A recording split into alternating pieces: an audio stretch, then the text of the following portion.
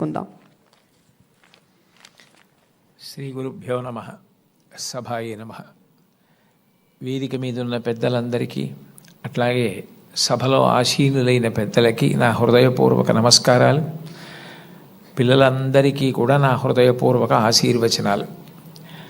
నాకు ఈ కర్తవ్యాన్ని అప్పచెప్పినప్పుడు గౌరవ ముఖ్యమంత్రి గారు నాతో మాట్లాడుతూ ఒక మాట అన్నారు.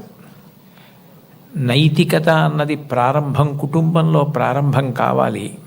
తల్లి మాట వినడం, తండ్రి మాట వినడం, అన్నదమ్ముల్ని ప్రేమించడం ప్రారంభమైతే సమాజాన్నంతటినీ ప్రేమించడం తనంత తానుగా అలవాటవుతుంది. ఇవాళ కుటుంబాలలో విలువలు తగ్గిపోతున్నాయి. కుటుంబ సభ్యుల మధ్య ప్రేమ, అవగాహన తగ్గిపోతున్నాయి. కాబట్టి మీరు విద్యార్థులను ఉద్దేశించి ప్రసంగాలు చేసిన, ఆధ్యాత్మిక ప్రవచనాలు చేసిన ఈ విషయాన్ని దృష్టిలో పెట్టుకుని కుటుంబ విలువలు పెరగడానికి దోహదపడేటట్టుగా మీ ప్రసంగాలు చేయవలసింది అని కోరారు. ఇది మొట్టమొదటిసారి ప్రభుత్వ పక్షాన జరుగుతున్నటువంటి విద్యార్థుల సమ్మేళనం కాబట్టి నాకు ఎవరు ఈ కర్తవ్యాన్ని అప్పచెప్పారో వారు నాకు చేసిన సూచనని నేను ఔదల దాల్చవలసి ఉంటుంది. కాబట్టి వారు చేసిన సూచనతోటే నా ప్రసంగాన్ని ప్రారంభం చెయ్యాలి అని నేను అనుకున్నాను. కుటుంబం అనేది భగవంతుడు మనకిచ్చిన గొప్ప వరం. తల్లి కడుపున పుడతాం. నిజానికి ఈ తల్లి కడుపున పుట్టాలి అని ఎవరు నిర్ణయించుకోరు. అమ్మ కడుపులో కటిక చీకట్లో తల కిందకి కాళ్ళు పైకి పెట్టి 9 నెలలు పెరిగిన తరువాత తాను విసర్జించిన మలమూత్రములలో ఉంచి పుట్టినటువంటి క్రిమికీటకములే కోమలమైన తన శరీరాన్ని కొరుకుతుంటే బాధపడలేక చిట్ట చివరికి ప్రసవమై తల్లి కడుపులోంచి బయటికి వచ్చినటువంటి శిశువు ఒక్కసారి 6 అడుగుల ఎత్తు ఉన్నటువంటి పెద్ద పెద్ద ఆకారాలు, దీపాలు, కాంతి, దానికి తోడు మాటలు ఇవన్నీ వినపడి శరీరావయవములు పనిచేయడం ఆగిపోయి మూత్రపిండాలు, గుండె మొదలైనటువంటివి కూడా ఆగిపోయే పరిస్థితి ఏర్పడితే అప్పుడు అమ్మ తొలి దైవమై ఆమె యొక్క స్థలము నుండి కోలోస్ట్రమ్ అనబడేటటువంటి పసుపు పచ్చటి ఎరుపు రంగులో ఉన్న ముద్ద, ఒక ద్రవం విడుదలవుతుంది. అది భగవంతుడు పెట్టినటువంటి ఒక గొప్ప వ్యవస్థ. ఏమీ తెలియనటువంటి పసిపిల్లవాడు అంత భయానక స్థితిలో అటువంటి ఆకారాలు, వెలుతురు చూసి భీతిల్లిపోతే లోపల ఉన్నటువంటి మలం గడ్డ కట్టేసి నల్లగా అయిపోయి, బ్లాక్ స్టూల్ అంటారట దాన్ని, నల్లగా అయిపోయి ఆ మలాన్ని విసర్జించడం చేతకాక హృదయ స్పందన కూడా ఆగిపోయే స్థితి ఏర్పడితే అప్పుడు పిల్లవాడికి గొప్ప స్వాంతన కలిగి కే మొదలైనటువంటి విటమిన్లతో కూడుకుని మళ్ళీ లోపల ఉన్న ప్రధానమైన అవయవాలన్నీ పనిచేసి గడ్డ కట్టినటువంటి మలం బయటికి వెళ్ళిపోయేటట్టుగా చేయగలిగిన శక్తి కలిగిన కోలోస్ట్రమ్ అమ్మ యొక్క స్థనం నుంచి విడుదలవుతోంది. ఈ మాటలు నేను చెప్పట్లేదు. చాలా ప్రఖ్యాతమైనటువంటి ఒక గైనకాలజిస్ట్, ఒక డాక్టర్ గారు, రామాంజనేయులు గారని, వారు ఒక పుస్తకం రాశారు.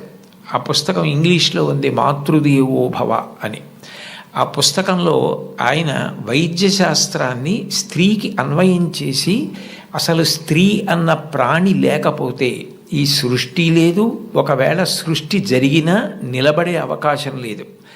తండ్రి కోట్లకు పడగలెత్తినవాడు కావచ్చు, గొప్ప అధికారి కావచ్చు, కానీ పుట్టినటువంటి పసిబిడ్డ ఆకలితో ఏడుస్తుంటే ఆ పసిబిడ్డకి పాలు పట్టగలిగినటువంటి శక్తి అమ్మకు ఒక్కదానికే ఉంటుంది. నేను ఈ బిడ్డని రక్షించుకోవాలి అన్న తాపత్రయం, ఆ తిరుగులేని ప్రేమ అమ్మకి మాత్రమే ఉంటుంది. అది కేవలం మనిషిలో కాదు. మీరు ఏ ప్రాణిని తీసుకోండి, కోడి గ్రద్దని చూస్తే హడిలిపోతుంది. అట్లాంటి కోడి తన గుడ్లని పొదిగి పిల్లల్ని చేసిన తరువాత ఆ పిల్లలు కొంచెం దూరం వెళ్ళి ఏదైనా తింటూ ఉంటే ఎక్కడ గ్రద్ద వచ్చి పిల్లల్ని తన్నుకుపోతుందో అని మెడ ఎత్తిపెట్టి ఆకాశం వంక చూస్తూ కొక్కొక్కొక్కొక్కొక్కొక్కొ అంటూ, ఒకవేళ గ్రద్ద వస్తే 2 రెక్కలు ఎత్తిపెట్టి పిల్లలన్నింటినీ రెక్కల కిందకి తెచ్చేసుకుని రెక్కలు ముడిచేసి కంఠం ఎత్తిపెట్టి ముందు నా కంఠాన్ని కోసేసి అప్పుడు నా పిల్లల్ని చెనకు అని గ్రద్దకి ఎదురు తిరుగుతుంది. ఒక కోడికి ఎవరు నేర్పారు తన పిల్లల్ని కాపాడుకోమని? స్త్రీ ప్రాణి. కోడి పుంజుకు లేదు ఈ లక్షణం, కోడి పెట్టకుంది ఈ లక్షణం, ఆడ కుక్కకుంది ఈ లక్షణం, ఆడ పందికుంది ఈ లక్షణం. స్త్రీ ప్రాణి ఎక్కడ ఉన్న లోకంలో బిడ్డల్ని కడుపులో పెంచుకోవడం, కడుపుని గర్భాలయం చేయడం, కన్న బిడ్డలకి పాలిచ్చి పెంచి పెద్ద చేయడం, అంత అవ్యాజానురాగంతో స్త్రీ చేసేటటువంటి త్యాగం లేకపోతే ఈ సమాజం లేదు. భగవంతుడి మీద తప్ప అన్యం మీద స్తోత్రం చెయ్యని శంకరాచార్యుల వారు తండ్రి మీద కూడా చెప్పల, అమ్మ మీద మాత్రం 5 శ్లోకాలు చెప్పారు. 5 శ్లోకాల్లో ఒక శ్లోకంలో అంటారు, ఆస్తాం తావదీయం ప్రసూతి సమయే దుర్వార శూలవ్యధ నైరుచ్యం తనుశోషణం మలమయీ శయ్యాచ సంవత్సరి ఏకస్యాపి నగర్భభారణ భరక్లేశస్య యస్య క్షమః దాతుం నిష్కృతి ఉన్నతోపి తనయత్తస్యై జనన్యై నమః అంటారు. 9 నెలలు కడుపు పెద్దదై వికారమును పొంది తాను వంగలేక పని చేసుకోలేక తిందామంటే ఆహారం సహించక ఎంతో కష్టపడి తాను మరణ సదృశమైనటువంటి వేదన పొంది అన్ని నిప్పులు పడి బిడ్డని ప్రసవించి ఆ బిడ్డకి పాలిచ్చి పెంచి పెద్ద చేసి ఏడాది పాటు చలికాలం లేదు, వర్షాకాలం లేదు, మంచంలోనే మలమూత్ర విసర్జన చేస్తే ఆ మలమూత్రములను తుడిచి కడిగి బిడ్డని రక్షించి తాను ఉపవాసాలు చేసి చిట్ట చివరికి అవసరమైతే పిల్లవాడు ఎంత పెద్దవాడైనా వాడికి ఏదైనా కించిత్ అనారోగ్యం కలిగిందంటే భయం వేసినటువంటి మనసుతో నా ఆయుర్దాయం కూడా నువ్వే పోసుకొని బ్రతుకని అనగలిగినటువంటి వ్యక్తి ప్రపంచంలో ఉంటే అది అమ్మ ఒక్కతే. అందుకే అమ్మ లాంటి ప్రాణి లోకంలో లేదు. శాస్త్రాలు కూడా మొట్టమొదటి నమస్కారం ఎవరికి చేయించాయి అంటే మాతృదేవో భవ. మాతృదేవో భవ అంటే భగవంతుడు అమ్మ రూపంలో ఉన్నాడు అని కాదు దాని అర్థం. అమ్మయే భగవంతుడై ఉన్నది, భగవతి అమ్మ. అమ్మ భగవంతుడు 2 కాదు. ఎందుకనంటే ప్రాణం పోయేటప్పుడు కూడా ఎక్కడ కొడుక్కి ఇబ్బంది కలుగుతుందోనని కొడుక్కి ఇబ్బంది కలగకుండా వాడికి ఏ విధమైనటువంటి క్లేశము పొందకుండా తాను వెళ్ళిపోవాలని తల్లి కోరుకుంటుంది.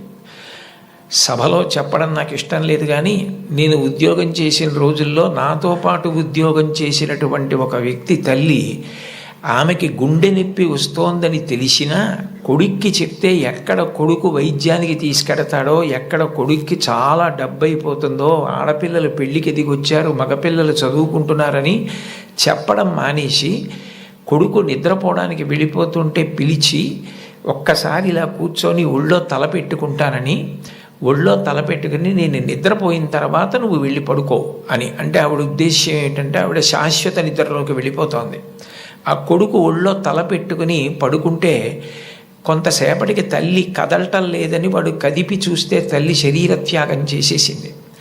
ఆ తర్వాత తెలిసింది, తన భార్య చెప్పింది, కొంచెం గుండెల్లో నొప్పిగా ఉందమ్మా, బరువు పని చేయలేకపోతున్నాను, కానీ వాడికి మాత్రం నువ్వు చెప్పకు సుమా అని ఒట్టేయించుకుందట కోడలతో. అది తల్లి అంటే. అమ్మ అంటే అంతటి ప్రేమైకమూర్తి. అమ్మ లాంటి వ్యక్తి జీవితంలో ఇక దొరకదు. జీవితంలో అన్నిటికన్నా పెద్ద నేరం ఏమిటంటే అమ్మకి చెప్పలేము అన్న పని మనం చేయడమే. ఏ పని మనం చేస్తామో అది అమ్మకి చెప్పగలగాలి. మీరు ఏ పని చెయ్యండి, ఇది అమ్మకి నేను చెప్పలేను అన్న పని మీరు జీవితంలో ఎప్పుడూ చెయ్యకూడదు. భగవంతుడెంతో అమ్మ అంతే. మీరు మహాత్ములైన వారి ఎవరి జీవిత చరిత్ర పరిశీలించండి. అమ్మకి నమస్కారం చెయ్యకుండా, అమ్మ గొప్పతనం చెప్పకుండా లేరు. ఈ రాష్ట్రానికి ముఖ్యమంత్రి చేసినటువంటి ప్రాతస్మరణీయులు టంగుటూరి ప్రకాశం పంతులు గారు తన జీవిత చరిత్రలో వ్రాసుకున్నారు. తాను మిడిల్ స్కూల్లో ప్రవేశించినప్పుడు 3 రూపాయలు జీతం కట్టలేకపోతే 25 మైళ్ళ దూరం నడిచి వెళ్ళి వాళ్ళ బావగారిని అప్పడిగితే ఆయన దగ్గర కూడా డబ్బు లేకపోతే మళ్ళీ 25 మైళ్ళు వెనక్కి తిరిగి వచ్చి, అమ్మ అప్పు దొరకలేదు, బావగారికి దగ్గర కూడా లేవుట, నేను చదువు మానేస్తానంటే అప్పటికి ఆ తల్లికి ఉన్నది ఒకే ఒక్క పట్టు చీర. ఆ పట్టు చీర పట్టుకెళ్ళి ఆ రాత్రికి రాత్రి తాకట్టు పెట్టి ఆవిడ ఆ డబ్బు పట్టుకొచ్చి చదివిస్తే ప్రకాశం పంతులు గారు బ్యారిస్టర్ అయ్యి రాష్ట్రానికి ముఖ్యమంత్రి అయ్యారు. ఆయన తన జీవిత చరిత్రలో అమ్మ గురించి అంత గొప్పగా వ్రాసుకున్నారు.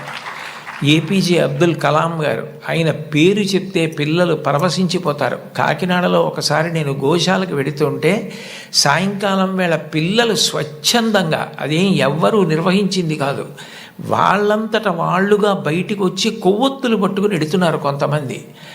నాకు ఏమిటి ఇక్కడ ఏమీ కనపట్టలేదు, ఇక్కడ ఏమీ నినాదాలు లేవు, నడిపిస్తున్న వాళ్ళు లేరు, పిల్లలు ఎందుకు కొవ్వొత్తులు పట్టుకుని వెళ్తున్నారని నేను వాళ్ళని అడిగాను, ఏమ్మా ఎందుకు ఎడుతున్నారని. మహానుభావుడు అబ్దుల్ కలాం గారు శరీరం విడిచిపెట్టేశారండి, అందుకని కొవ్వొత్తులు పట్టుకుని ఎడుతున్నా ఉన్నారు. నేను ఈ మధ్య కాలంలో ఒక నాయకుడు వెళ్ళిపోతే, ఒక వ్యక్తి మరణిస్తే పిల్లలు స్వచ్ఛందంగా కొవ్వొత్తులు పట్టుకుని వెళ్ళడం చూసింది అబ్దుల్ కలాం గారి విషయంలో చూశాను. అటువంటి అబ్దుల్ కలాం గారు వింగ్స్ ఆఫ్ ఫైర్ అని ఇంచుమించు తన జీవిత చరిత్ర ఆ పుస్తకంలో వ్రాసుకున్నారు. 2వ ప్రపంచ యుద్ధ సమయంలో గోధుమలు రేషన్లో దొరుకుతున్నటువంటి రోజుల్లో అమ్మగారు రొట్టెలు ఒత్తి పిల్లలందరికీ పెడుతుంటే అందరి తలో 4 రొట్టెలు తినాలి. ఆ రోజు రొట్టె కూర బాగుందని కలాం గారు ఇంకో రొట్టె వేయి అని తిన్నారు. అప్పటికి చిన్నవారు చదువుకుంటున్నారు. ఇంకో రొట్టె వెయ్యని తినేస్తే అన్నగారు వచ్చి, నువ్వు రొట్టెలు ఎక్కువ తినేశావు,